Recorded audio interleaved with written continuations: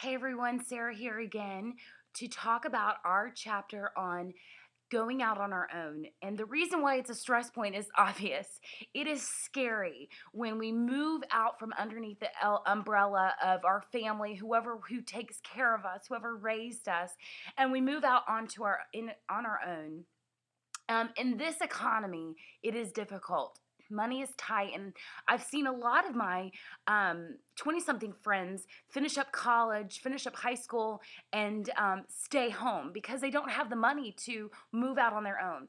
And so I want you to know that this chapter is still for you. If you're still underneath the wing of your parents, this chapter is still for you because we can always be in preparation for that moment when God says, okay, here's your life. You're a big girl now. You can do it. Here's where you're going to live. I'm putting you here. You're on your own. But really, it's important to remember that we're not on our own. We're not really alone, I should say. Even though we're on our own, we're not really alone. And even when we get frightened, when we're scared, when we're intimidated about those life mechanics that I talk about in the chapter, and I'll get to that in a second, we must continually approach our King and our God, who is our hiding place. I talk about this in the chapter, and the name of God, the characteristic of God for this chapter is our hiding place. And I want to highlight, I'm reading from the chapter on my screen. I want to highlight Psalm 32, verse 7, which is in the beginning of the chapter, where David says, "You are my hiding place. You shall preserve me from trouble. You shall surround me with songs of deliverance."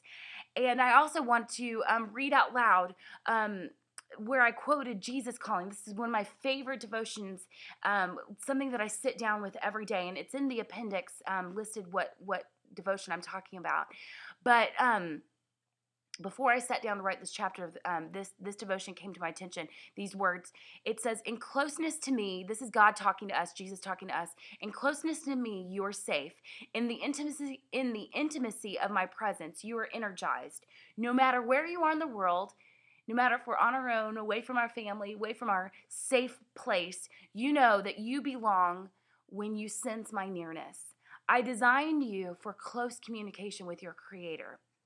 So Jesus is our hiding place, and he is our safety net for when we feel like we're alone and we feel like there are many things in our life that we just can't handle, because it is intimidating when we get out on our own. And I talk about life mechanics. These are things like balancing our bank account, things like paying our taxes, things like figuring out health insurance and car insurance, and what happens, what do you do when your car breaks down, and who do you go to talk to about various things about being a grown up.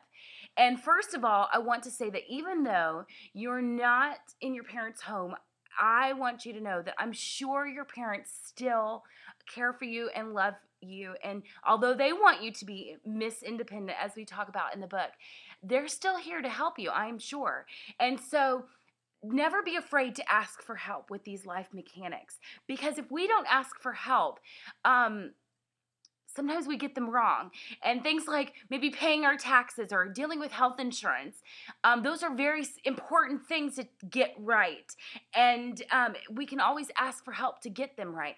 And I also want to encourage you, maybe there's somebody in your church that teaches a Dave Ramsey study on personal finances. Or maybe there's a class at your community college that teaches you how to change the oil in your car or change the tire on your a flat tire, things like this. These are life mechanics.